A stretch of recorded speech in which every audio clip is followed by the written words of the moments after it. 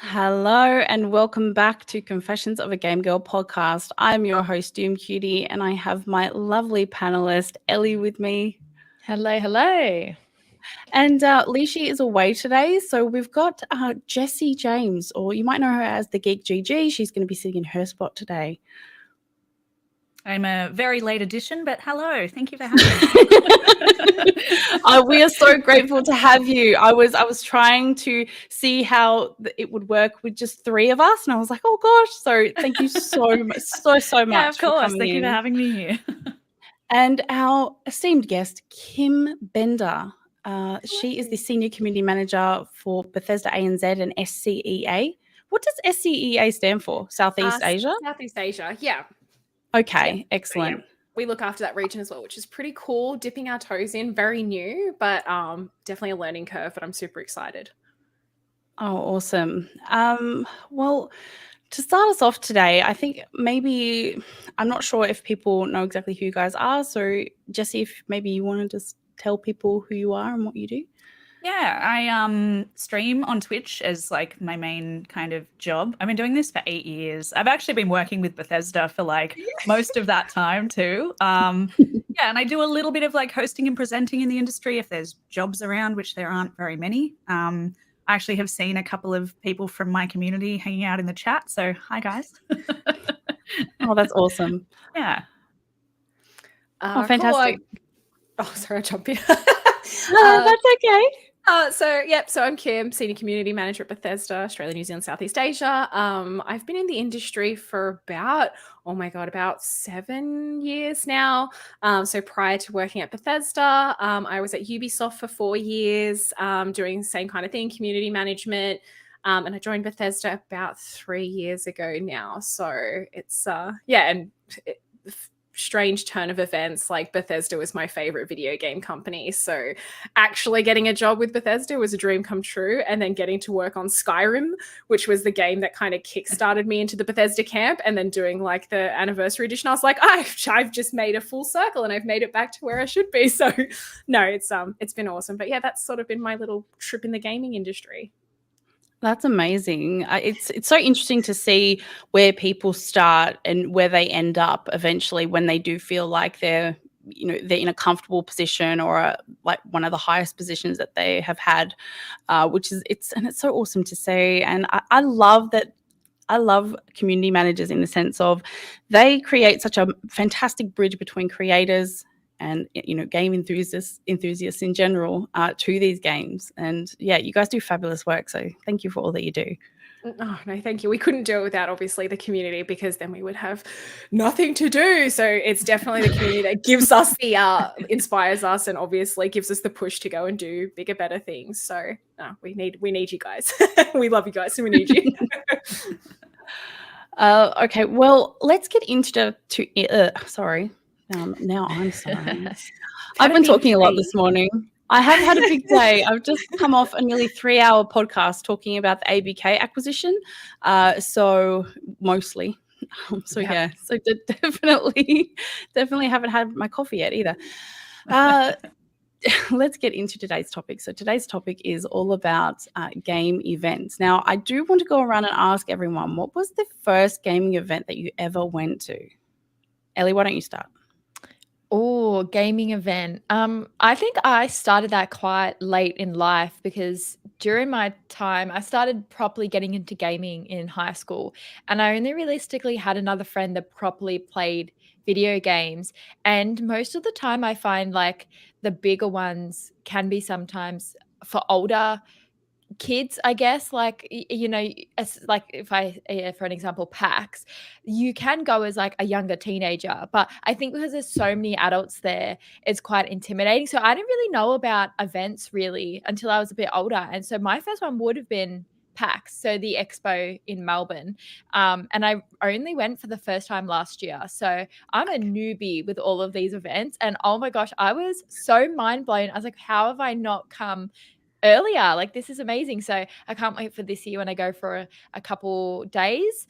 And then outside of that, I would love to do more like bigger events, but can't believe it took me so long to go.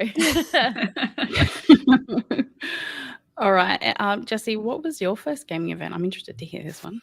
Honestly, I think I'm kind of the same. I think it might have been PAX, and I think that's partly because up until I started doing this as a job, I was a bit of a closet gamer. Like, I think, again, being a woman, it's always been a thing that I've had my few mates that played games, and I grew up playing them like with my sister and playing them at home, but it was never something that, in fact, funnily enough, after leaving school, it was very much something that I kind of didn't tell a lot of my friends about or talk to my friends about. I only had those few friends that I'd play with, but for the most part within my friend groups, nobody played games, and I kind of never spoke about it or really did anything publicly, I guess, about it. So I kind of didn't really go to any because I had no friends that would have gone with me until I kind of got into this industry and started doing like the streaming, and I was doing YouTube stuff and writing articles. And in all honesty, the only time I've ever been to any sort of event or convention like PAX has been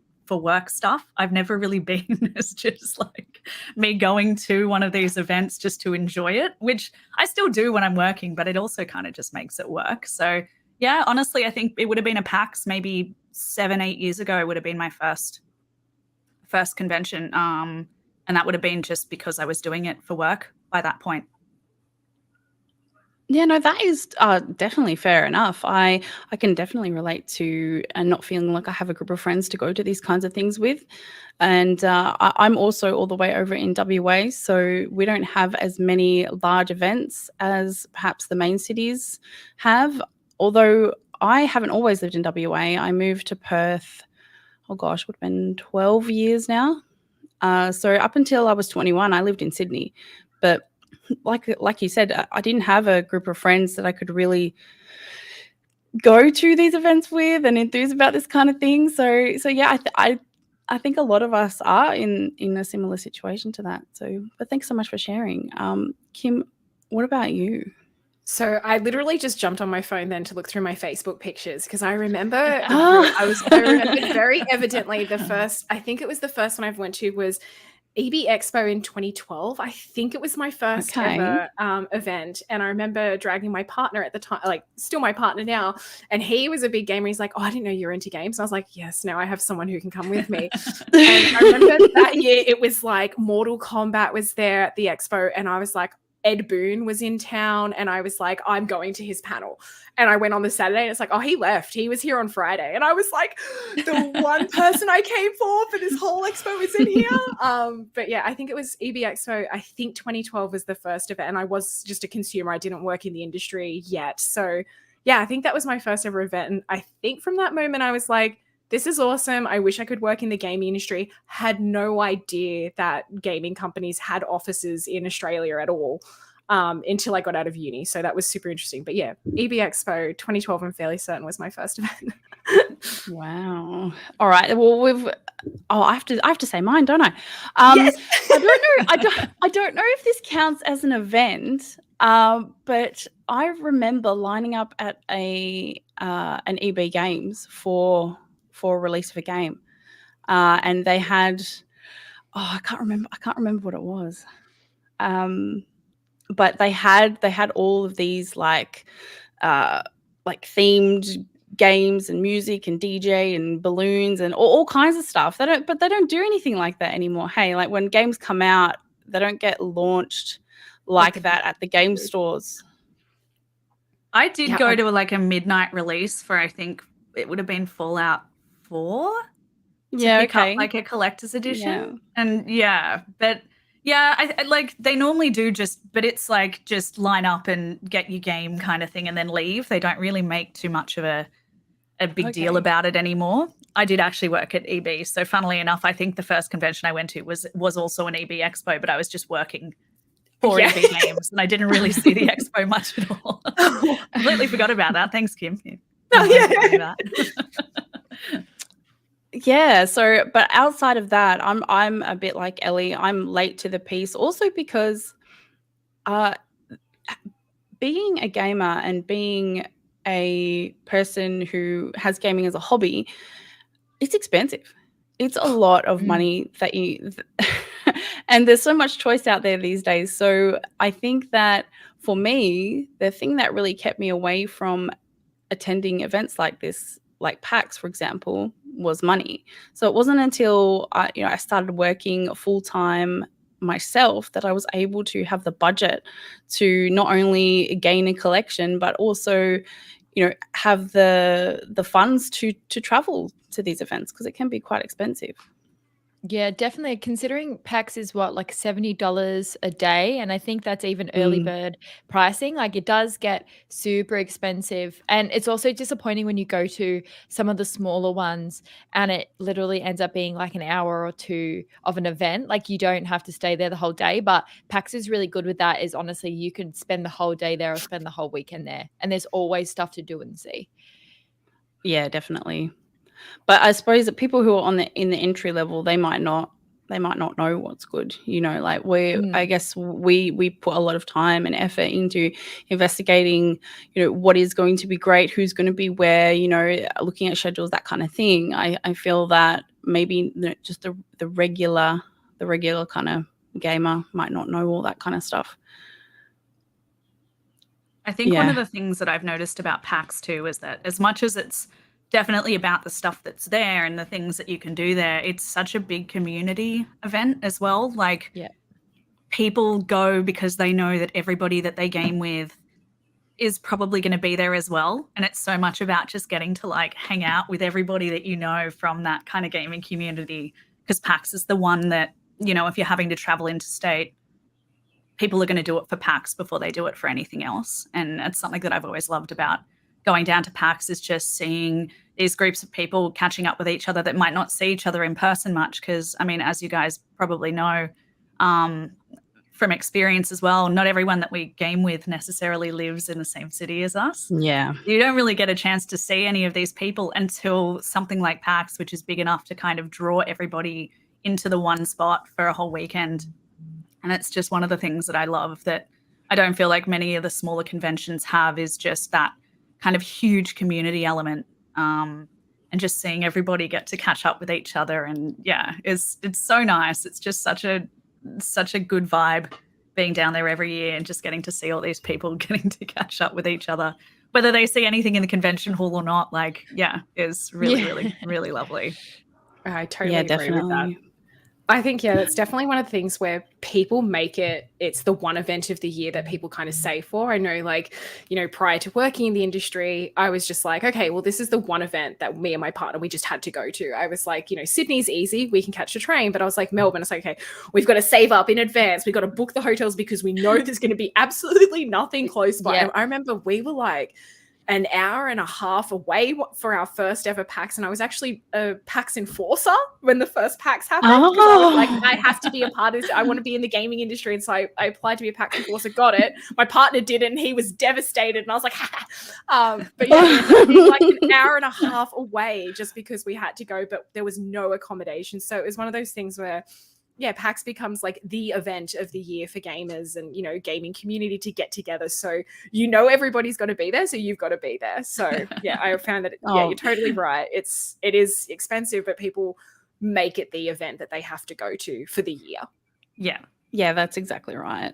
And it is. It's what you make of it, really. It's the community that makes it. But I think they do something really clever, which I'm not sure if other organizations of these kinds of events do, and that's they really enable the community. So they are asking for people to do panels. They are asking people to host events in their space, gatherings, that kind of thing, holding stalls, all that kind of thing. I feel like it's really accessible for people to, not only go to the event, but participate in the event, whether it be, you are on a panel or you're an enforcer. Like, it's so open. And enforcers do they get a free ticket? Yes, I think when I was it was the first year. I'm digging real deep trying to remember. I'm fairly certain for the days that you work, you get like a pass for it. Okay. And I worked all 3 days back in the day. And I'm fairly certain it's the same I got with one. panels. On the day your panel is on, you get a ticket because you're obviously providing an experience for people that are attending. So yeah, I think probably that's the reason why it has been probably the most successful. One of the things they actually did during COVID was like they had the online version of PAX, but they also made their Discord like a massive part of that, just to kind of keep that community vibe going. And it worked really, really well, and they did a brilliant job of it. And I think it helps that it is such a big community event that people who couldn't go in person, obviously, because the convention wasn't running for 2 years, had somewhere where they could still hang out with all of these people that normally would be there. And yeah, so I'm really impressed with how well they managed to still kind of keep that going, even though they didn't have the in-person event. You'd think that would kind of kill that whole sort of vibe every year, but no, there were a lot of people, like a huge community involved in the Discord, and yeah, so they did a really good job of keeping that alive. And then last year's was massive. I lost my voice after day one, and just getting to catch up with all these people that I hadn't seen for like 3 years, and yeah, it was brilliant. And it was almost like you didn't even realize that it hadn't been running for 2 years, because so many people were just so excited to be there that I think it's the biggest PAX I've been to in 8 years was last year. Yeah, it was incredible. The last year's PAX was the first one I went to, same with Ellie. So I think, yeah, for me, like I think I totaled like 100,000 steps over the 3 days. It was nuts. Yeah, I'll track it again this year and see if I can break that. But yeah, just, and I can already tell, like from the way that you all speak about it, like this is really close to everyone's hearts. Like outside of console warring or whose favorite game is what or whatever, like this is it. Like this is the heart of gaming, and this is the role that gaming events play to the people that play the games. It's all the people that like the same stuff in the same place, and it's so much fun.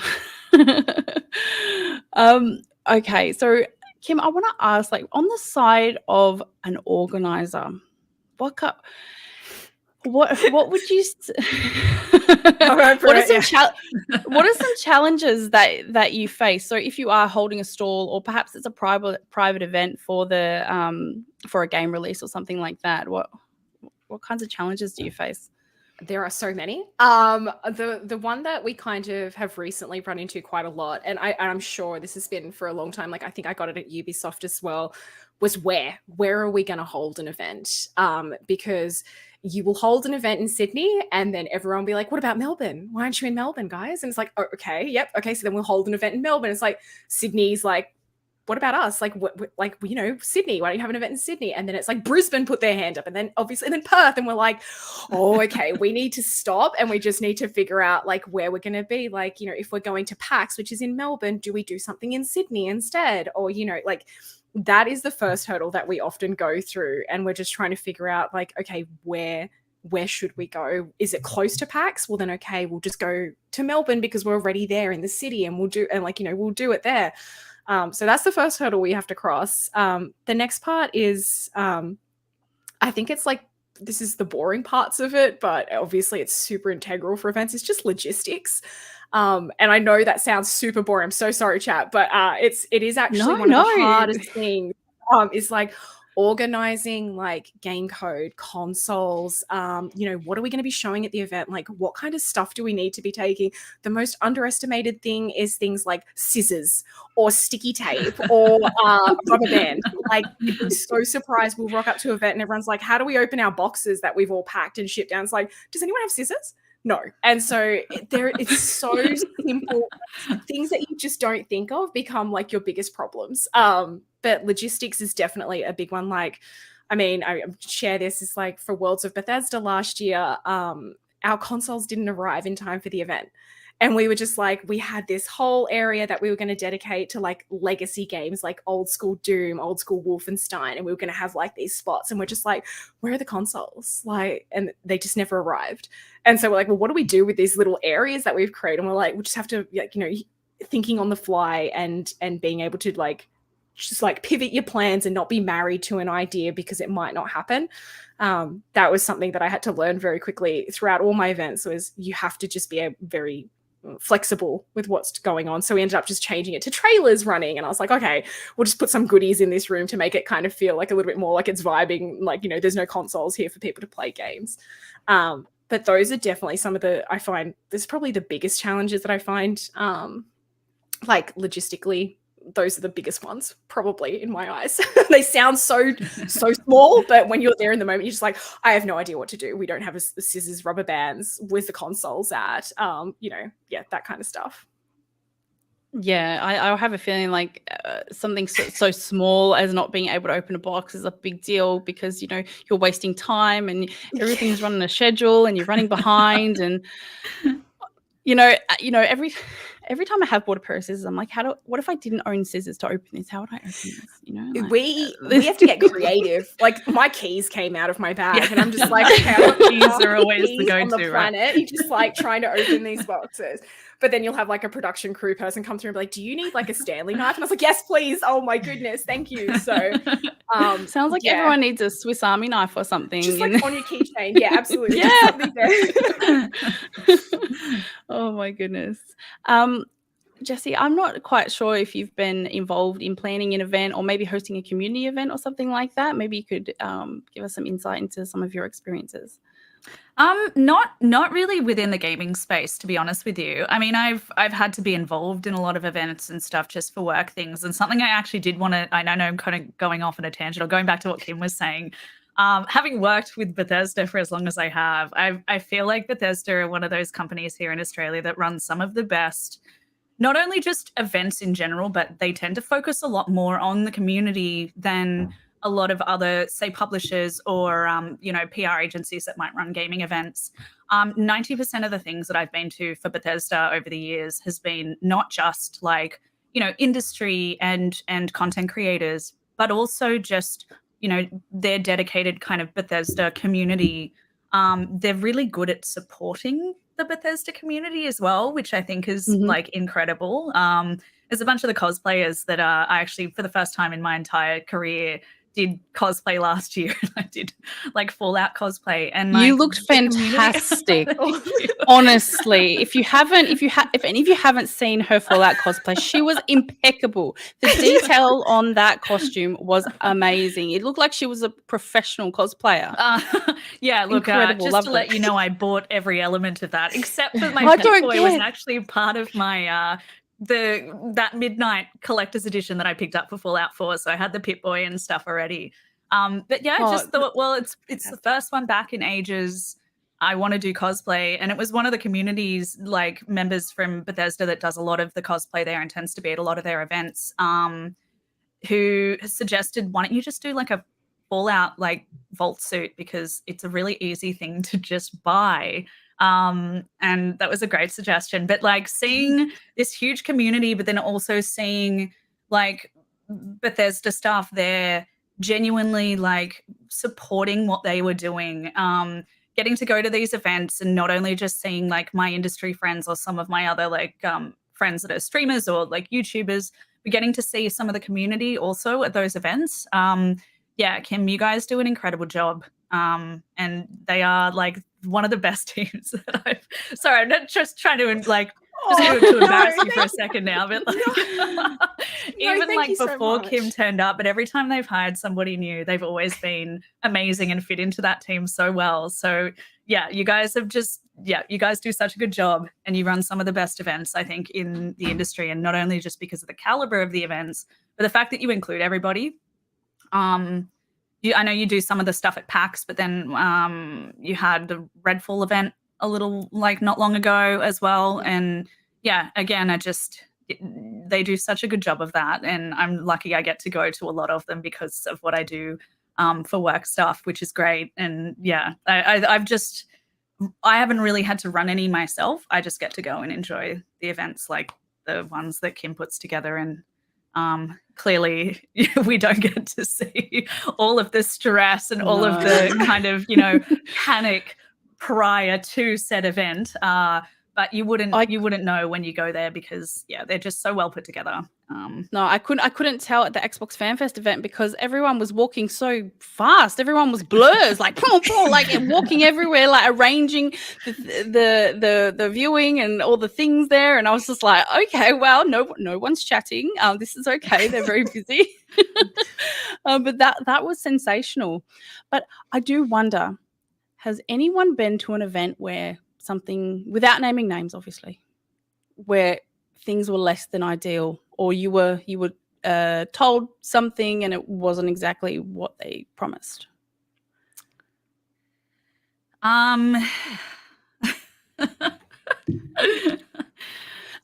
Jessie's got some. She's got some tea. She's got some tea.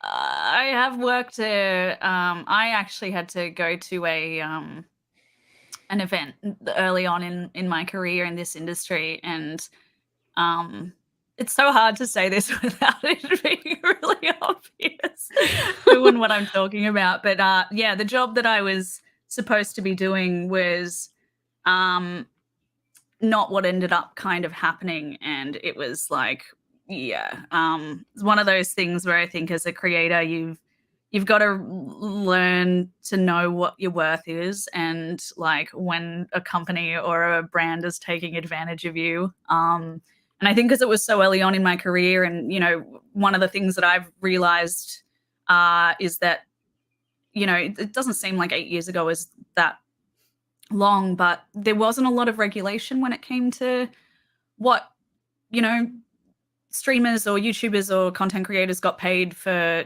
whatever work it was they were doing. And I was basically doing the job of somebody who would have been sent over there from like a, like IGN or something, like some sort of like an actual journalist. And I didn't get paid for it at all, but I ended up doing about 10 times more work than one of the guys from IGN that I actually spoke to. And it was, it kind of very much ruined my experience of that event. And I got to travel overseas for it as well, which, was very exciting for me at the time. But then also it just turned out to be like one of the worst experiences of my life in this industry. Without saying, I really can't say much else. I know there's probably some of the guys in the chat that know exactly what I'm talking about because I have spoken about it before, but without throwing anyone under the bus. Well, I don't. So that could be anyone. But you know what? That really does lend into, and we're probably going on a little bit of a side topic here, which happens. I will say that people are so enthusiastic to go to these events, to get invited to parties, and to be at these really exclusive events. Now, I can imagine that anyone in their early career, just like Jessie, it's happened to me before. I'm sure Ellie's been like, oh, why did I do that? Quite simply because you don't know your worth, and you're not 100% sure what's good and how to go about things. So I don't know, maybe Kim can maybe give some advice to people who are maybe new to the space and do want to get into this part of the industry. Yeah, and look, I did a tweet about something similar because we had a lot of people yes, I saw that Starfield codes and what they need to do. And one of the things that I put down was, and I having never been on the content creator influencer side of things, I can't imagine how hard it is. But for me, I'm always just like, tell me what you want. Tell me exactly what you want, because at the end of the day, it's like, I don't want to upset anybody. Like, that's never my goal. And I joke about it in the office, but I'm so dead serious when I say it's like, I don't ever want to end up being like tweeted about being like, this person offered me $20 to talk about this. And then people I'm like, I don't want that to ever be me. Like, I'm just like, if somebody says to me, that's not my rate, or, you know, like I actually charge more than, I'm like, okay, cool, let's have a chat. Like, let's see what we can do. Because at the end, I do want it to be, it's a relationship, it's a partnership. And yes, to an extent, it's a business deal, right? I totally get that. So when people are like, oh, you know, like I had people messaging me about stuff, being like, oh, I just want any opportunity. I was like, okay, be more detailed for me. Like, are you looking at sponsorship? Do you just want to come to our events? Do you, you know, are you looking for goodies? Would you like to do unboxing videos? Be so specific. Because you're never going to upset us. You're never going to hurt a community manager's feelings by being honest and being open with what you want and, you know, your expectations. And I'm usually quite happy to accommodate most of those. And even in instances where, you know, something that you've said, it's like, oh, I want to do this. And it's like, okay, well, I don't have capacity for it. Or, you know, something that always like is very business and hinders budget. I don't have the budget for it. It's kind of like, doesn't mean I'm not going to work with you in the future. Doesn't mean I can't send you a code. Doesn't mean I can't send you a goodie bag. But then I have no expectations for what you do with that. It's like, I'm not paying you, so you don't have to post it, but I'm still going to send you something. It's like, I don't have any expectations on that. And that's something that I find in my journey through both Ubisoft and Bethesda is something that's super important. It's like, if I send you something, you don't have to do anything with you. There's no expectation on it. And it's like, because I'm not paying you for it. You know, it's just, if you want it, it's some cool merch. If you post about it, awesome. I'm glad you're happy with it. But yeah, I think being honest as possible with the person that you're kind of having negotiations with. And I can imagine that's super scary for especially for newcomers to be like, hey, I actually don't know my worth. I want X amount of dollars. And then being like, oh my God, am I asking for too much? Are they going to knock me back and I'm never going to work with them again? Don't just ask us, just tell us what you're, you know, because it's your brand, it's your future, it's your livelihood. We'll work around it, or we'll find a way to partner with you guys. That's definitely something I'm super open and honest about. And again, if we never reach like an agreement or we can't find something, it never doesn't mean that we'll never work together again. It's like, okay, next opportunity, let's see what we can do next time. But yeah, don't be scared. We're not precious. I don't get hurt. And at the end of the day, I'm just like, another one's to sound bad. It's technically not my money. It's Bethesda's money, and I have to be smart with it, and I have to figure out how to use it. But if you say like, you know, oh, I don't want to work with it, it's like, that's okay.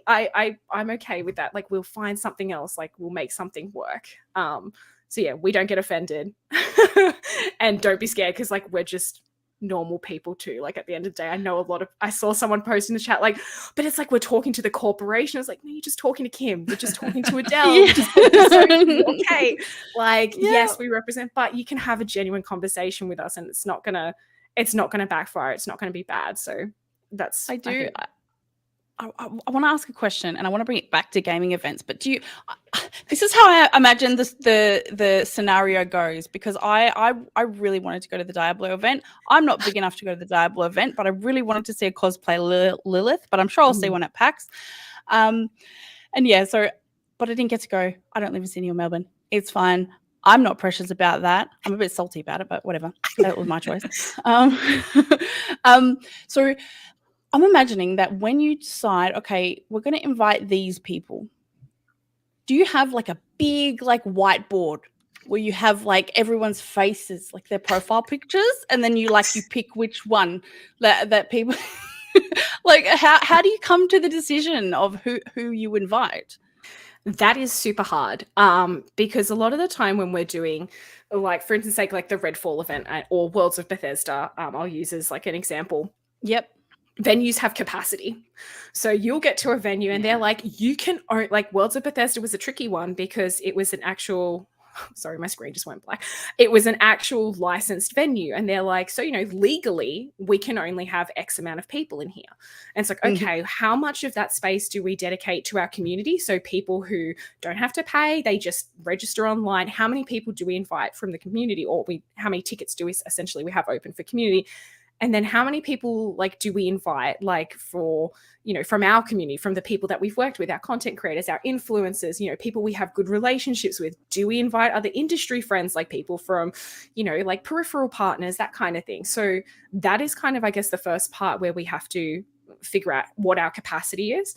And then we go and we're like, okay, for me, I'm like, who have I worked with that I know absolutely loves Bethesda, is going to have a hoot of a time here, who's going to know what's happening?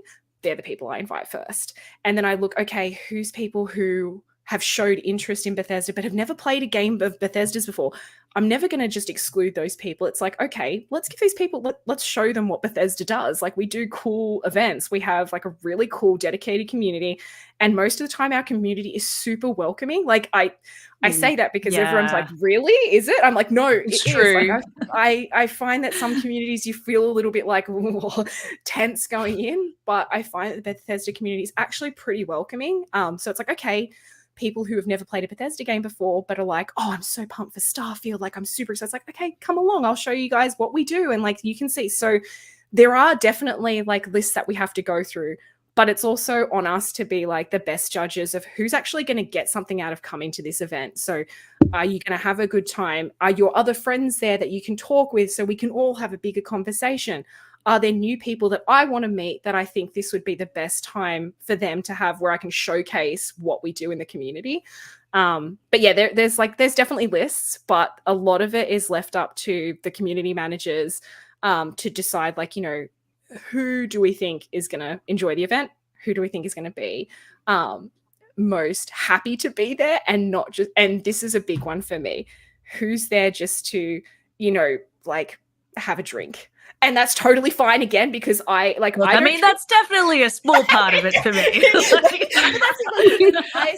to have a chill time, have a chill time, but then it's like, you know, have a drink, but then still talk to the community, still engage and have a good time. But yeah, like I definitely I have to consider a lot more facets of it. Otherwise people are like, did you invite this person who came in, didn't say hello to anyone, didn't have a good time, and then just left? And I'm like, oh, yeah, I didn't get a chance to say hello to everybody. And it's like, okay, you just need to be more mindful and make sure that everyone's getting something out of it, including having a good time and maybe even just a hello. So that's something that, I definitely have to consider. I was absolutely ecstatic when because I went to the Bethesda party over the PAX weekend, and I got there and I was like, oh yeah. I was like, why are you so dressed up? To myself. I went to the mirror in the bathroom and I said, why are you so dressed up? Because I had no idea. This was the first one that I've ever been to, and I was like, I was wearing a sparkly dress. But do you know who else was wearing a sparkly dress? Adele. Adele from Bethesda. She was wearing one as well. Thank goodness, because she came over to me and she was like, hello, oh my gosh, you're Doomcutie, oh my God. And it was just like this big thing, and it was so nice. So yeah, definitely, if you do get the opportunity to attend one of these events, it is just sensational just to see people being people. PAX is huge, but there are lots of those little events around, like hosted by like, for example, like GG Easy Bar in Melbourne. Like people will have like different parties and stuff outside of the event as well. So definitely, if you are going to these events, check those out as well, because honestly, I got to talk to so many people that I wouldn't have got the opportunity to see on the PAX floor or at a massive event. So yeah, that was fantastic. So yeah, definitely check one of those out if you do get the opportunity. That's definitely one of Adele's memories. She's like, Kim, Doomcutie was like, what should I wear? A sparkly dress. And I was like, did you respond? She's like, oh, I didn't respond. And then you get to the party sparkly dress. She's like, Kim, we're both wearing sparkly dresses. She's like, you should have worn one. I was like, no, I know, all right. I remember clearly. So I do remember that moment. Adele was so happy that she was wearing a sparkly dress. But just so you know, because she was like, yes. She's like, am I overdressed? Because I was wearing like jeans and a t-shirt. And I was like, yeah, some people were. Yeah, for sure. So I think that's, maybe we can talk a little bit about like what should you wear, like what should you bring? Like I know that for myself, I was very, very unsure about how dressed up some of these events are, plus then having, you know, comfortable clothes during the day. What we say is like the number one things that a person should bring if they are going to attend one of these events? Definitely comfortable shoes. Like, oh, for sure. That was my especially thought. if you're on your feet all day. And then if you go out like later, you can dress up if you want. I think that's the best part, is that some people do and some people just go in the stuff they've been in all day. I like to have a slightly nicer outfit for going to some of the events in the evenings. But then there's also some of those days where I've just had such a long day at the convention and I really can't be bothered. So I might change my shirt, but I will still just wear like my Jordans and a pair of jeans and go just in comfortable clothes. And you can do that as well, which I think is really nice. Or you can wear a sparkly dress. Yeah, exactly. You can wear Sparkly dress with comfortable shoes. Yeah, you looked gorgeous. I was so nervous, I tell you. I was like, oh my gosh, what's going to happen? I had no idea. But yeah, luckily I had a number of beverages before I got into Adele's presence. So I was a little bit more calm then. Ellie, what was one thing that you wish you would have brought with you to PAX? I know you are like in Melbourne already, so you could have just gone home. But like, what would you say is like something you wish you had?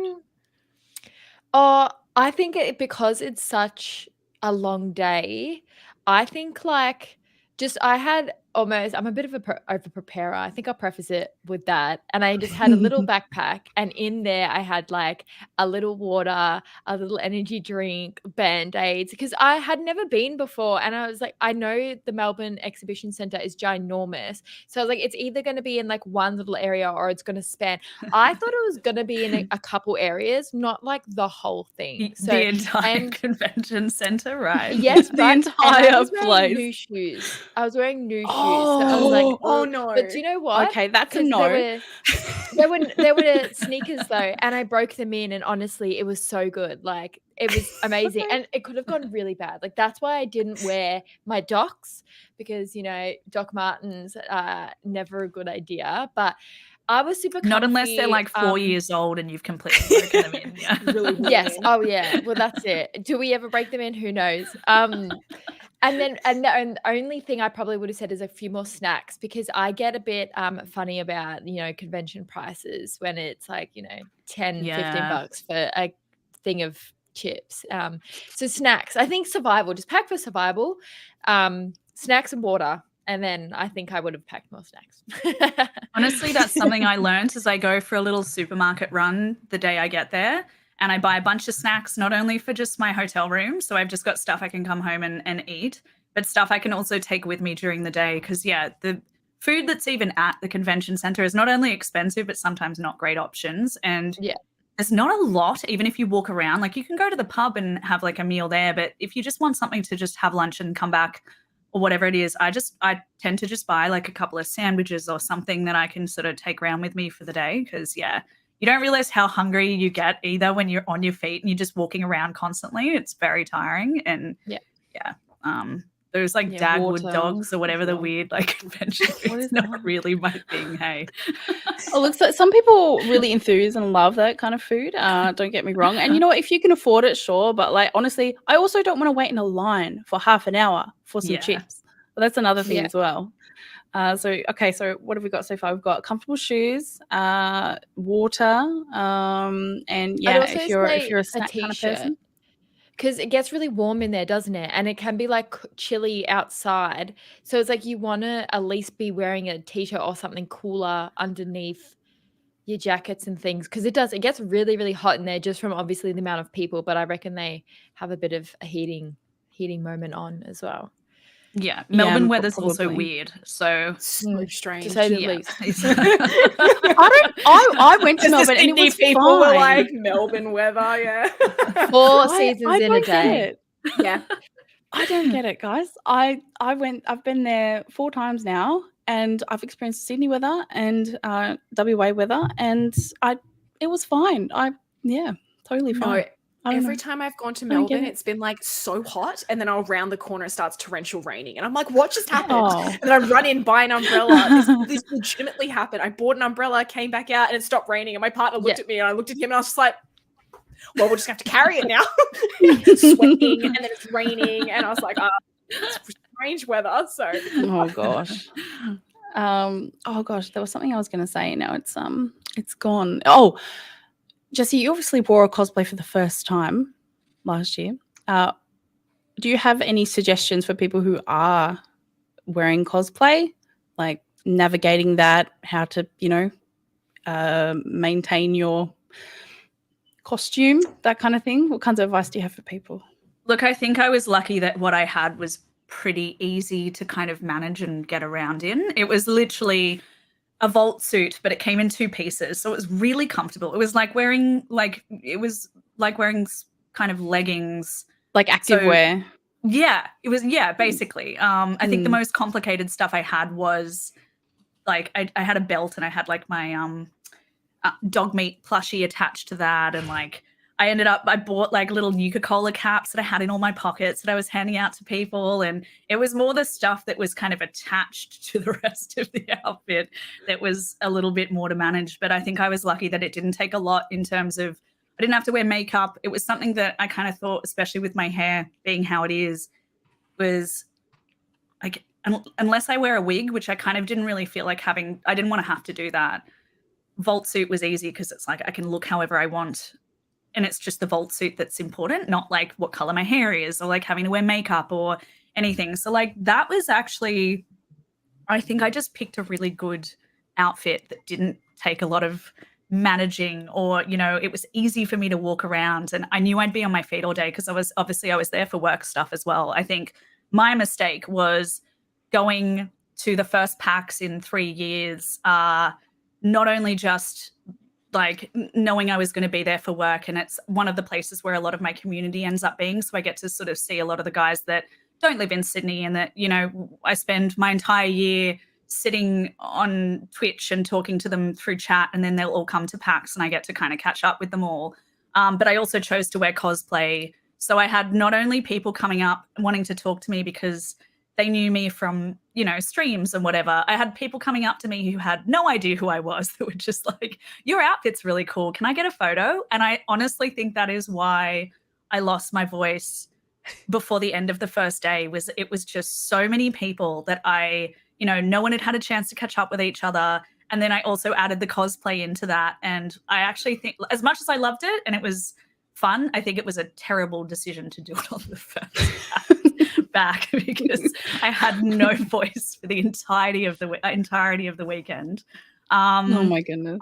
It's actually like, I wish I could do more cosplay. I'm just terrible at making outfits. So I actually don't know if I'm the person that you should be asking about like cosplay like etiquette, because I just thought maybe there was something, the easiest outfit that I could wear or 3 days. I actually wore it all 3 days.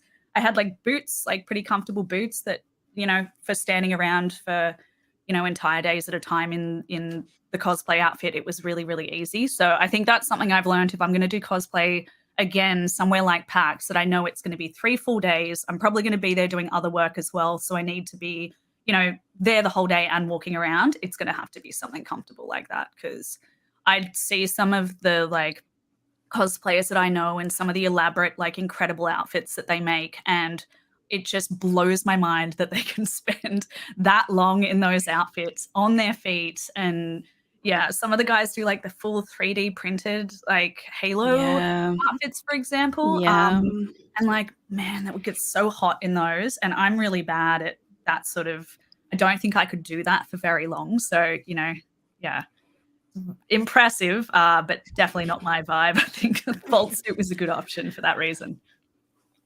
Ellie, have you ever cosplayed at an event before, or has it ever interested you at all? It's funny because I'm a massively crafty person. Everything I DIY, I love sewing, I love crocheting, hot glue guns. Like I love crafts. But I'm also like terrified of people. So like if I was to make something and people are like, can I have a photo? I'd be like, ugh. So it's Please like go a away. double-edged sword. Yeah, it's like I would love to do it because it's fun. I would love to do it because it's connecting with a lot of people. But I would just be so shy. And if people were talking to me that I didn't know, I would just be so awkward. So I would like to think I will get up the courage one day. But for now, I think I just admire everybody else's effort and enjoy them doing it rather than me.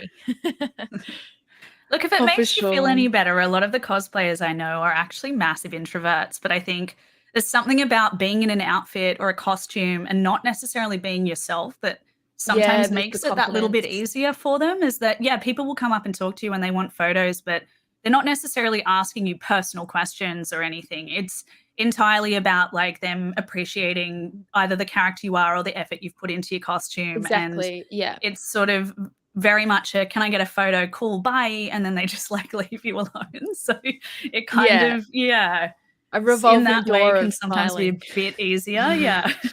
So just put a helmet on. You don't have to smile. That's, that's the other thing. I think the small thing I would do would be do a cosplay that's just a normal clothes, if that makes sense. So like maybe a character that I really like off Fortnite or a couple of other horror games that I play, just normal costume, so I kind of know. But if somebody else knew the niche reference, then it'd be cool to connect in that way. Maybe like dip my toes in that and be like, you train me not to be awkward, and then we'll go from there.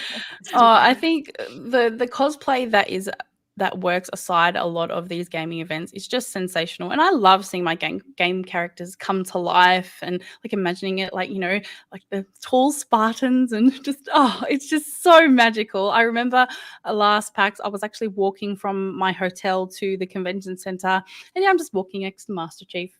I'm just like, I love that, right? It's just like PAX weekend is just all these people walking around the city, and it's like some of them, okay, you wouldn't know they were going to PAX, but some of them you definitely know they're going to PAX because they're in like full costumes. And I love that. I love seeing people do that, and they just could not care less. And then there's always those people in the streets that clearly are not at all involved in or have any idea about the industry or community at all. And it's like, because there's so many of them, and I feel like we literally take over that city. Nobody cares. None of us care. It's sort of like, I know I'm not the only one walking around in like a full outfit, so it makes me feel a lot more comfortable and being able to do that and just not caring what people think, right? The trams are just full of people holding on to like cardboard weapons and things. And old people are just kind of giving the look, and they're like, "Hey, hi, do you want a photo?"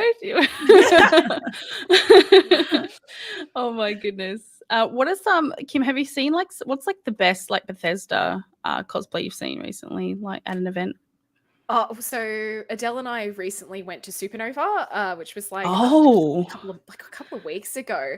That's really big with cosplay, hey? Like, it's massive. And like it's really funny. So we went there and we're like, and we knew that the Fallout cosplay community was going to be there. Yeah. And every time they just show up. Yeah, we went and we're just like, and we Adele organized like a photographer to come along, and we took some awesome shots and like, you know, got to actually chat with so many people in the community. And it's always like mind blowing. I'm just like, I should have just cosplayed. I said to Adele, I feel bad. We're the community managers and we're not dressed up, like disappointed in us. But hey, look, it's that cosplay guy was like, oh, you guys should do something easy. Yeah, he's like, great. He's the one that told me to go as do the vault suit thing. He's so lovely. Yeah, that's what he said to Adele. Welcoming community. He is so welcome. And so he was like, you guys should just do something really simple. And I was like, yeah, I know. We should definitely do something simple. But honestly, amazing community there as well. And prior to that, the Assassin's Creed cosplay community was freaking awesome. Like, I think it's the Assassin's Creed Guild in Australia, run by some amazing people as well. And I got to do a couple of cosplay meetups with them. And the cosplays are they're always like outstanding. And I'm like, how did you make that? And they're like, oh, you know, it's just foam. And I'm like, foam? It looks like metal. And they're like, well, Kim, it's just the way that it's been sprayed. And I'm like, no skill. I could never do that. But yeah, I find that, the Fallout community and the AC community for cosplaying for me was just absolutely incredible. They really show up, and they've just got all the gear, and it just looks so authentic. Like it's straight, like pull them straight from the game and bring them into the world. I'm like, you guys look awesome. So yeah, two of the greatest communities for sure. There's some real talent in this community. Like this, it goes beyond, you know, the zeros and ones on our screens. Like people are so passionate about it, and I think it's so important for these kinds of events, whether it be small cosplay meetups or, you know, big events like PAX, like to be a part of those communities and connect is just fantastic. And I love seeing other people do it. As I can't do it as much because I do live rurally.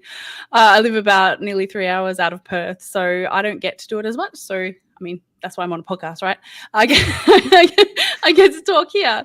But yeah, so I think the fact that these kinds of events did, you know, they did keep going through, issues with COVID, not, hosting in-person events. Like, I really hope that means that there'll still be in-person events and we won't move into just online events, because I know that now there's I suppose now there's an extra layer of, okay, so we can produce this event through the internet, and we can like BlizzCon, for example.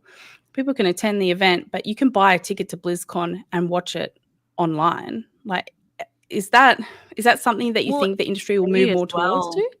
Is one of the ones that, and I mean, you may make this connection, and now I'm saying it, you probably will. I did maybe for 2 years in a row, it would have been sort of 2015 and 2016, I think. I actually went to E3 with Xbox and did sort of like hosting for them over there. I had won a competition the first year, and went over there and with somebody else and did like a bunch of interviews with like a lot of the game developers and stuff, and then went with them the following year just on my own. They just asked me to go for the second time, and that used to be huge. And then, we had like the in-person, there was the in-person event, obviously, but then they would showcase, do all the showcases online anyway, so you could watch those at home.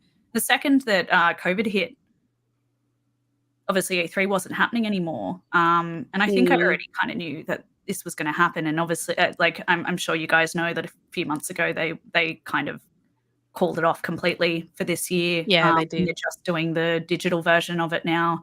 And I think it is just that with something like E3, which isn't necessarily as community driven in that sense, I think a lot of publishers and brands just realized they can get the same exposure and have the same like impact just doing in-house digital events rather than having to do the physical setup at E3, which is a shame. But I think that that's not necessarily going to be impacting things like PAX, for example, because that PAX kind of exists for a very different reason to something like E3. I think TwitchCon as well is another one that I've personally never been to, but it's so community driven that, there's sort of a reason for them to be there in person. And I don't think it's, the same reasons why E3 isn't running anymore would impact a lot of those kinds of more community driven events in particular. It's like, it is a shame, but I think the E3 thing was probably coming eventually, and COVID sort of just pushed that along a little bit more. But yeah, I don't know about BlizzCon in particular, but I can imagine that that's also probably still very community focused, in that, it's the one event they do, and like a lot of the community kind of goes there. I'd be really surprised if they completely pulled something like that as well. Yeah, definitely. Kim, do you have anything to say about this? Obviously you're a little bit new to your role, your current role, but have you seen a massive change or? We saw some changes, obviously, and it was right when I started at Bethesda, because I started just as COVID hit, which was really massive, big learning curve for me. The move to digital events for something like QuakeCon, which had in the States, and for QuakeCon, there's PCs everywhere, there's hands, there's people all together in in a small area. So that obviously went online. But I definitely agree with what Jessie was saying. It's like, it's not something like, even if we do digital events, it's not something that, for instance, like in Australia, I'm speaking on behalf of Bethesda ANZ here, it's not something we would not stop doing physical in-person events. I advocate, and along with Adele, the community team, we think that in-person events are super important because it's a much clearer, touch point that we have with the community. And it's a good place to actually talk to people, not just like through like a Twitter or a tweet or like a message inbox or an email, which is totally different. I can't hear tone. I can't see your face. I've never met you.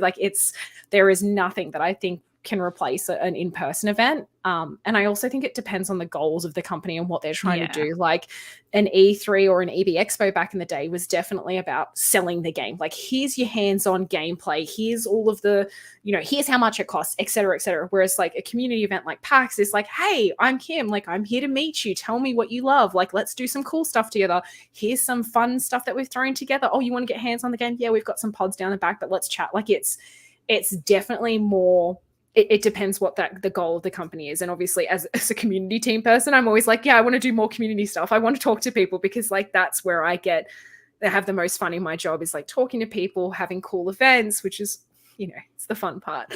But then there's the sales part, which I totally understand as well, but not my wheelhouse. So those kind of things I think will still happen. But I also think in-person events will also still happen. Awesome. Yeah, I think taking away the relationship between the in-person events and the studios is, I think there will always be a space for that. There will always be space for people to connect IRL with their game community, and I think it's so important. And it's people like Kim, it's content creators like Jessie, Ellie, myself, Hello, the cat would like to say something. I have a comment to make. Sorry, yeah, no, he's trying to steal my leftovers from breakfast. Oh, that's okay. I'm sorry. There always will be a place, because at the end of the day, humans are social creatures. You might be, introverted, but I think everyone likes to not feel alone in their gaming, and we're always seeking connection. So it's really awesome stuff.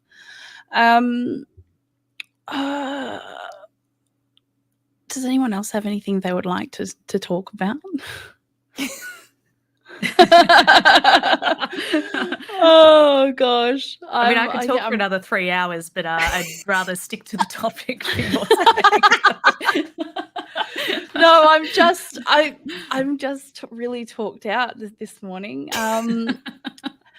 Okay. What, Ellie? Yes, that is me. Do you have a question for Jessie and Kim? Yeah, I would just say for Kim, how did you kind of slip into a gaming career? Because I feel that it's really, it's probably like every industry, but it seems like it's really tricky to kind of get into, especially if you're not more of like the art side, like graphic design, those sorts of things. If you're looking more into like your role within gaming, how did you kind of step stone to where you are now?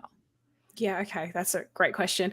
So there was a lot of things. So upon finding out at the end of my university degree, so I did a Bachelor of Business, and I majored in marketing and HR, and I absolutely hated HR because it scared me. So I was like, okay, let's do marketing.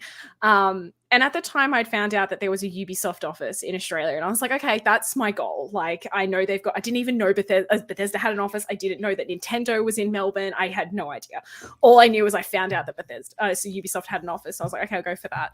And I kind of started really small. So I did a lot of internships at companies totally not related to gaming, but I was working in the tech and how did I explain this? Like, I worked for Apple at one point. I worked for a B2B place that sold telephones and Wi-Fi routers, which was just like so not related to gaming at all.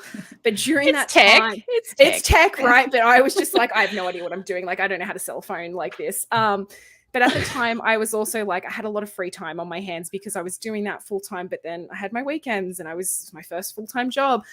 And I was like, okay, so I started a website for gaming, like, and it's called Girls That Game. And I started it, and I was like, this is just going to be my stepping stone. It was just like a little Facebook page, and I didn't know how to do marketing properly at the time. I invested like $200 of my own to do some Facebook marketing that I'd never tried before. And then I got like an EB media pass, and I was just like, sorry, my screen went blank. I got an EB media pass, and I got to interview a dev working on Batman at EB Game, and I had like no That's followers. huge. I know. That's- I had no followers. Like I had I had a couple of people on my Facebook page because I put some money behind it, but I had started this really small community, got given big opportunities back in the day because that was just available. And I know how hard that is now to get opportunities with devs. But back then I was just like, I got an interview with, a dev working on Batman and also a dev working on Dying Light from Techland. And I was just like, what is happening? And that was real. And that kind of kickstarted me. I was like, this is interesting. And then I applied to be a PAX enforcer and all of this was like unpaid work. It was just passion projects that I'd kind of put myself into because I was like, okay, I've got to start somewhere. And it's regardless of how small it was and how I didn't have any followers or anybody in the space. I was just like, I'm just going to start small. And I did a PAX enforcer role.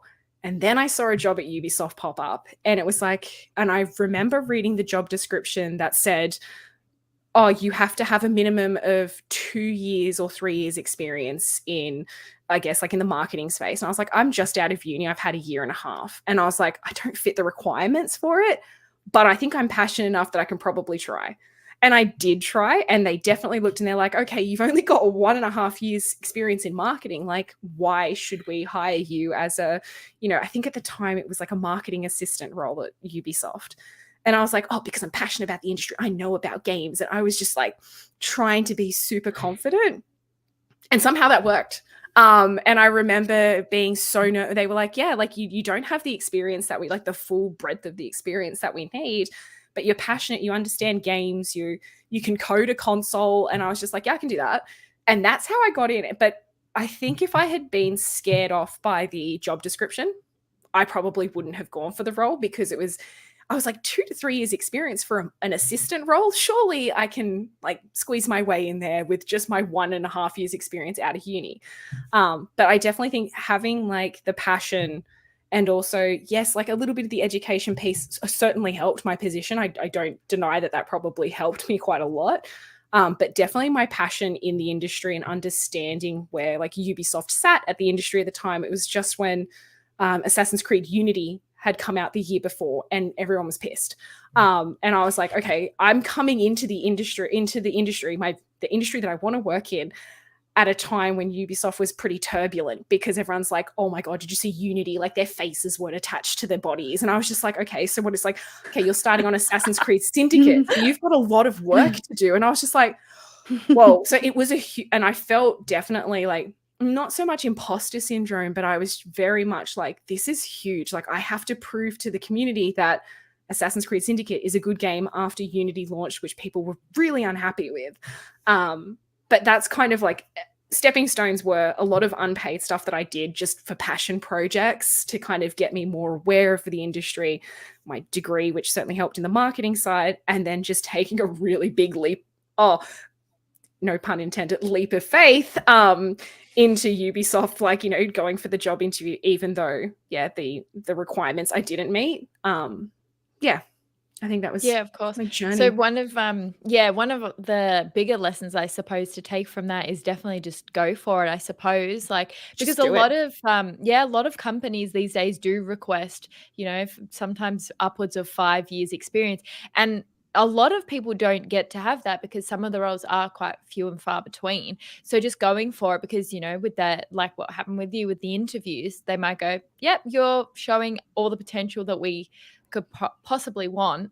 And then you kind of get that opportunity. And you would kind of see the same with that, Jessie, is doing a lot of unpaid work with streaming because you've got to start from the bottom to kind of get to the top. And what was your experience with kind of growing to then get to the partnership? It's really hard because when I was doing it, it was a very different landscape. Even just only 8 years ago, I started it, funnily enough, Kim, very similar sort of name to you. I actually tried to get into this industry. I came from an acting background and I didn't not love acting. I ended up doing some presenting stuff at afters, and I really enjoyed that. And I thought maybe I can kind of just get into the gaming industry, trying to do some of that stuff. So I started a website called, and like everything fell under like Geek and Gamer Girl. And it was like writing articles, and I did YouTube stuff, I did Twitch stuff, and Twitch just happened to kind of take off a lot quicker than everything else. And I think I just really enjoyed having that interaction with my community one-on-one. And it's very much partly a, skill-based thing and how good you are at streaming, but it's also very much luck as well. I don't care what anyone says. There's a lot of things like that. Acting is exactly the same. It's a lot of luck. But I just happened to pick the right game at the right time. I was playing like OG Destiny. I was one of the top 5 to 10 people in the entire directory on Twitch. There weren't a lot of Aussie streamers either. I needed a lot more viewers than you do now to get partnership as well. I think it was 350 concurrent viewers, Wow. which at the time was not as hard.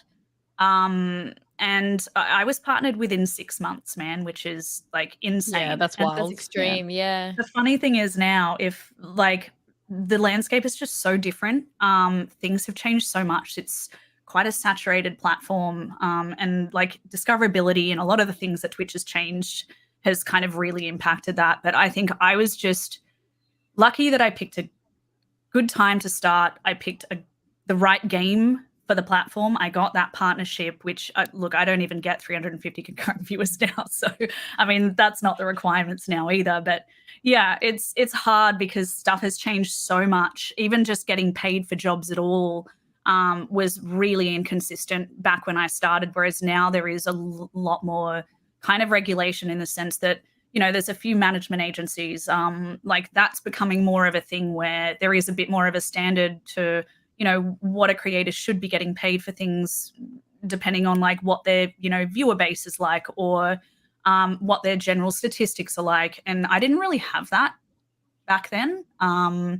So like there would be, I mean, I didn't get paid for any of the Xbox stuff that I did for E3. Like I won the competition the first year and got sent over and I had to do so much work. It was like insane. And then I went the second year, didn't get paid for that either. And then they were getting me to do streams and stuff whilst I was back in Sydney. And the second I asked to get paid, they stopped getting me to do work anymore. But Very like sad. I think they wouldn't be able to get away with that now, kind of thing. Oh just yeah, someone because- on Twitter would go on about it and it would go viral. Like, Yeah, exactly. Like I think there is still a level of like kind of just going back to what Kim was talking about before where, if you want to work with brands, that's cool. And the best thing to do is to reach out and just talk to them, introduce yourself. A lot of brands that I've found, like a lot of different companies, they have different sort of standards on, what sorts of statistics that they look for in terms of whether they would do paid work with you or not. You might be able to get game codes, but they might not have paid work for you. And sometimes that comes from like a head office that has nothing to do with Australia, which can make that really hard too. The best thing you can do is just ask.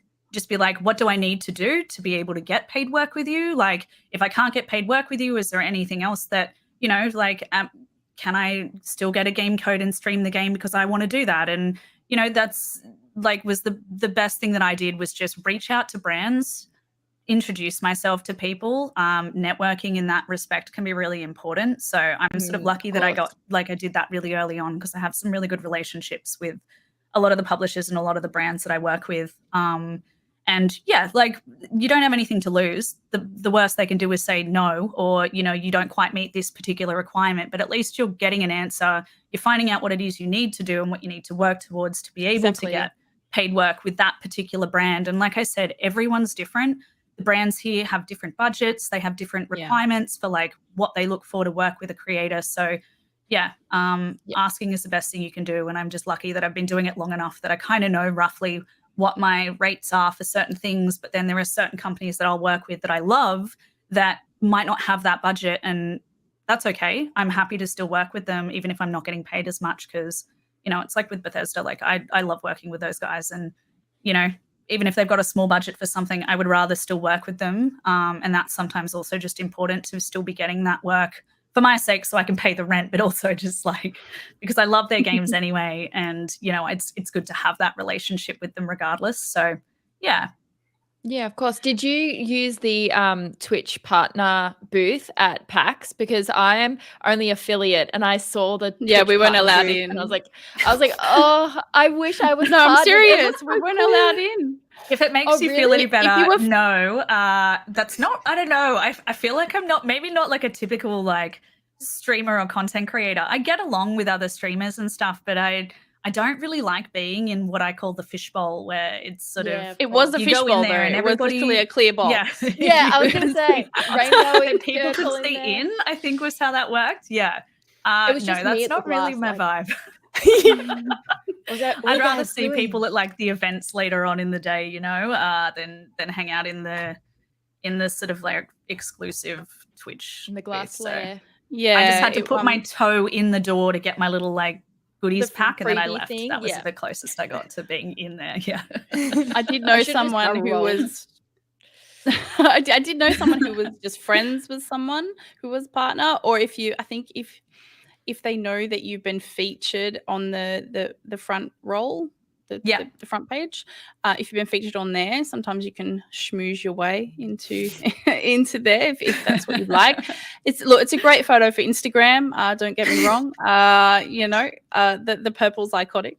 But I mean, definitely, you probably don't get as much of that genuine connection as you would if you met them organically at an event or at a party. Yeah. And like look, I mean, I think it's probably a good place for people to go if they want to just escape for a minute. But I feel like for me, it's like I'm only there for the 3 days. And, you know, I'm there to see like my community or, you know, a lot of my industry friends, that it's just nice that everyone's in the one spot together. So I kind of spend more of my time doing, I don't know, I don't want to be in the little exclusive booth. To each their own, right? But that's just never really been my vibe, I guess. I'd rather go talk to everyone I know and see my community and I don't know. It's I'm going to say what you're not going to say because I'm allowed to, because I'm this is my podcast. So it's a little bit wanky. It's sometimes it comes off really wanky and cringe, and we're real people here, and we're not just about the fame. We're about connection, community. We're about, you know, enthusing about games, not just when it's the reason why we're here is not just for the photos, you know. So I can say what you can't say because this is my podcast. Okay, well, now that we're talking, we'll have one little. I'm going to have a little whinge about. Oh yeah, come on! I community event that's happening. For anyone that's never been to one before COVID. Twitch, more like somebody else was running it and Twitch was slightly affiliated with it, but they weren't entirely in control of it. There were like community events that were being run in Sydney, I think in Melbourne. I think they possibly did 1 or 2 in Brisbane before COVID hit, but they used to be like open community events. So it was like the Twitch community rather than just people that streamed. Like obviously there were streamers there, both, you know, partners and affiliates and like people that were streaming that were neither, people that were just like part of a Twitch community. And it was so nice just having a place for everybody who was part of that Twitch community in some way or another, being able to just be all together at a, you know, venue and hanging out, and it was lovely. They've been talking about reviving those for a while now, and you know, I've been talking to, funnily enough, people within the community that aren't streamers that are like, I can't wait for the next Twitch meetup. It got announced a couple of weeks ago, and it is for partners only, Twitch partners only. I'm not even allowed a +1, and that's just not really my jam. Like I don't, you know, it's nice meeting other partners and stuff, but you know, I think it's that I like being a part of the Twitch like space in general because, you know, my community is really important to me. I like getting to meet everybody from within that space. I'm not really somebody that likes going to these like partner exclusive things because I think it is a little bit like, I get it's nice to have something for the partners, but it feels like we're excluding everybody else. And I just feel like that's not what Twitch is for me. Like, I don't want to go to somewhere that I can't have even just like, you know, bring a friend or, you know, have any of my community there whatsoever. It's only going to be for Twitch partners. And yeah, it just feels a little bit elitist and weird and gatekeepy. Yeah, I'm kind of bummed that that's what they've done with it. I'm hoping it's only one. And then because, yeah, I know there are so many people that used to love those events that aren't partners. And I go there for that whole community rather than just the Twitch partners. I mean, you know, I know a bunch of them and they'll be at the events anyway, even if everybody is allowed. So I just don't know why they're kind of making it a partner exclusive thing. It just seems like a waste of an event. And yeah, all that's going to do is just upset all the people that used to go to the old ones that have been waiting for this for years. And yeah, like I kind of don't want to go, but I feel like I also sort of have to, just because, you know, I am a Twitch partner. But yeah, just it's kind of ruining that whole community aspect of what these events used to be. Yeah. So hopefully it's only the first and last of these exclusive ones, man, because it's a shame.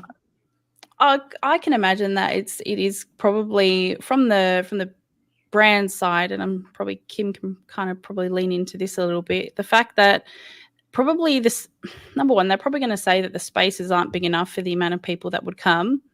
They're probably also going to say that, you know, the whole theme around the event isn't suitable for all of the community. So do you think that that's their reasoning behind it? Like that's what they're going to go with? Well, even the previous ones, it wasn't like there were no like, you know, it was free entry and stuff, but it was at a small bar in Ashfield where you had to pay for all your own drinks and things like that. It was really just that they would maybe have some giveaways or some stuff going on where, you know, but like it's at Fortress. So firstly, they definitely have the space for that.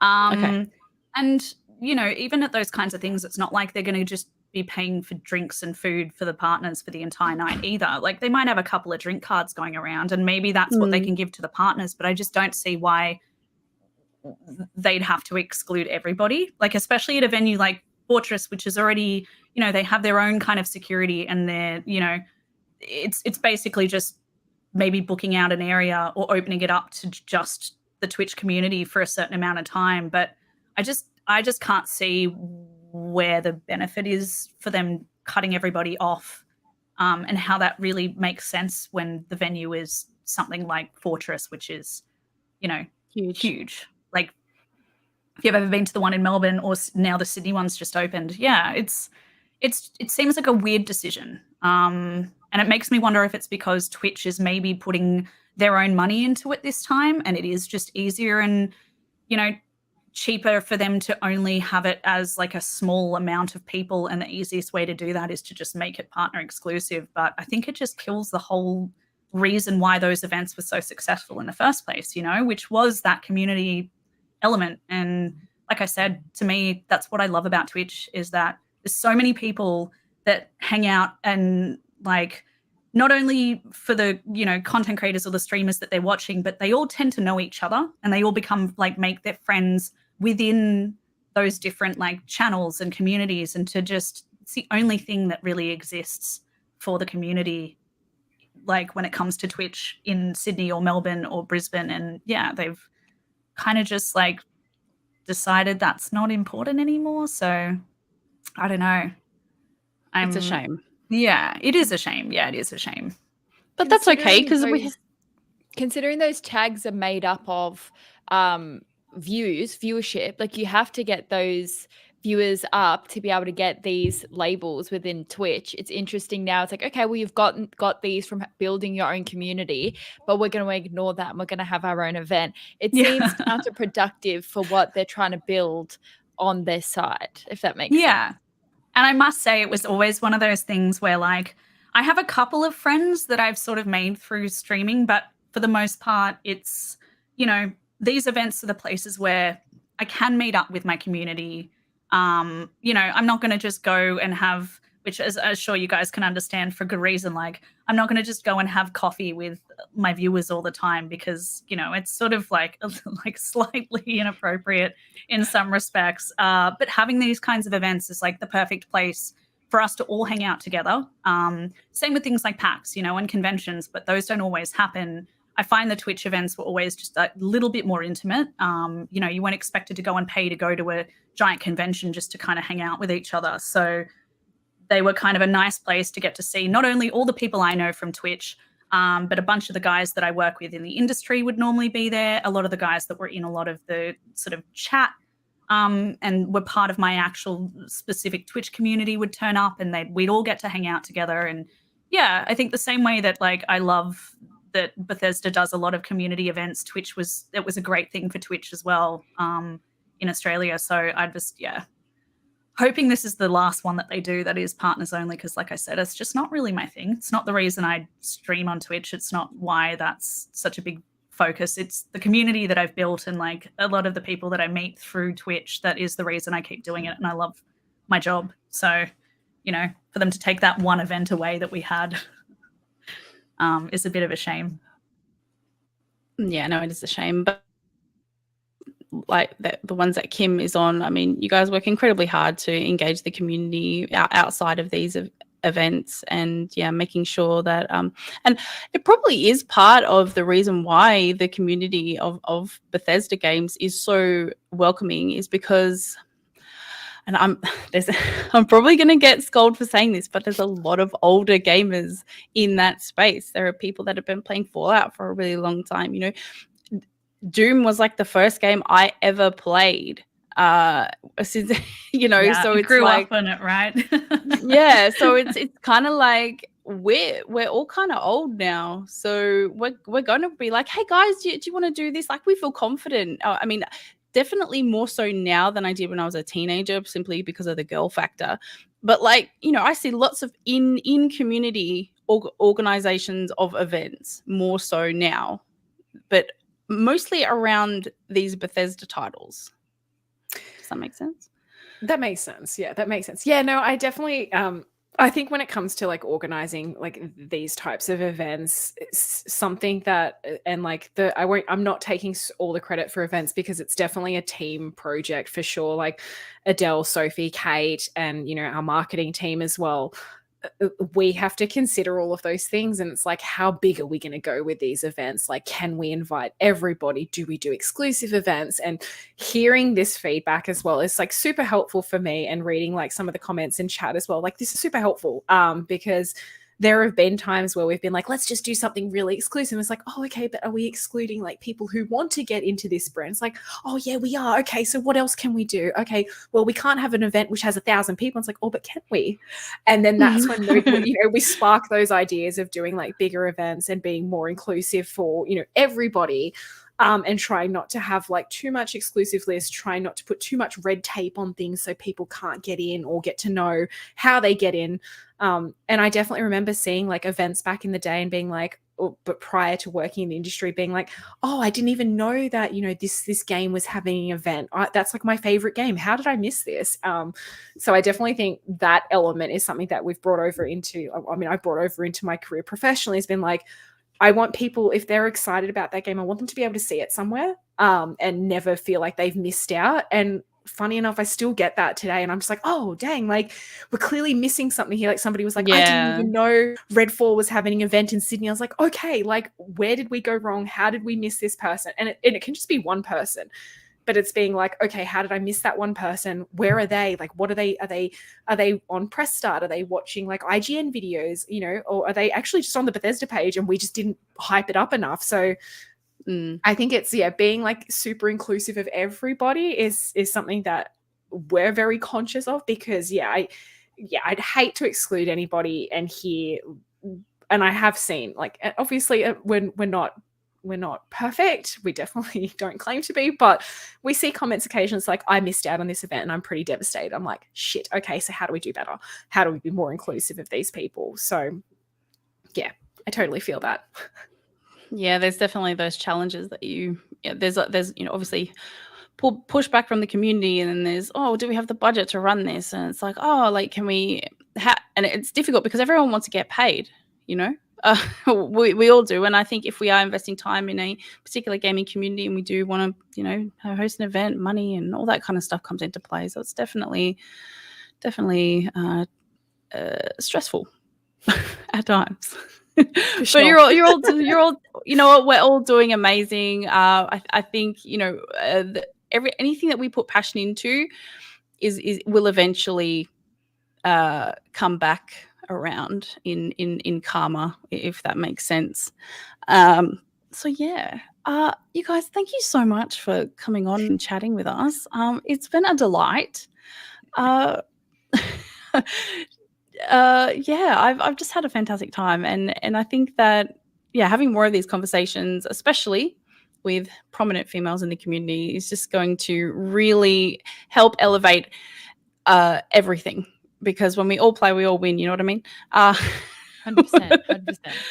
And I, you know what? I'm waffling again. I was interested to know that you guys, both Kim and Jessie, you both started with like female focused gaming content. That's so interesting. I know. Like, I didn't know that. It's just so when we all when it's like we started with a female like led thing, I'm like, oh yeah, like it's just where we've got to start. Yeah, Oh well, my I mean, God.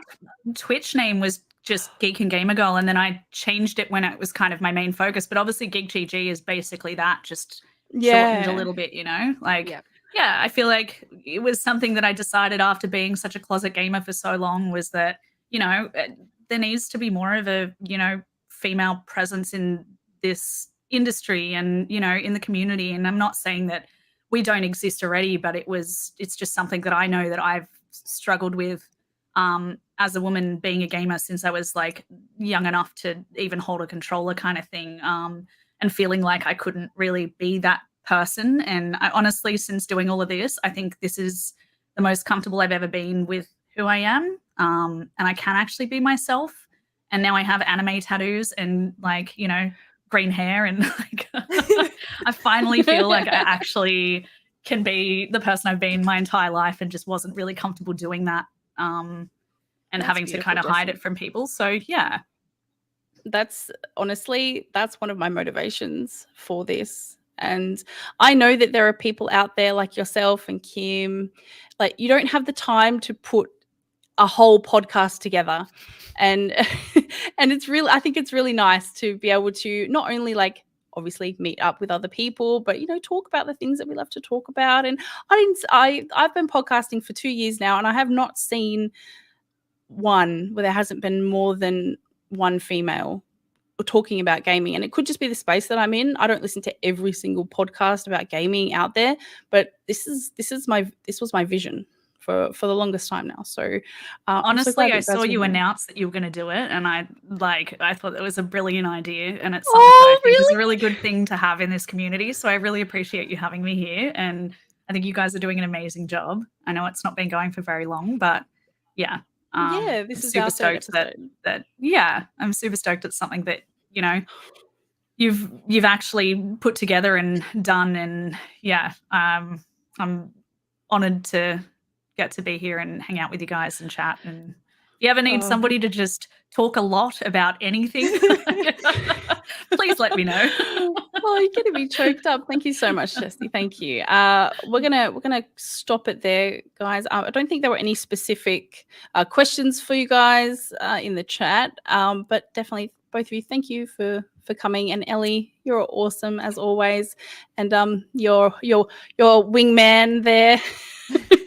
Shout out to him. And can I just say, Ellie, every single podcast she's been like breastfeeding, like some of the podcasts. So like, well done to her. She's like that poker face. Like, oh my God, you're amazing.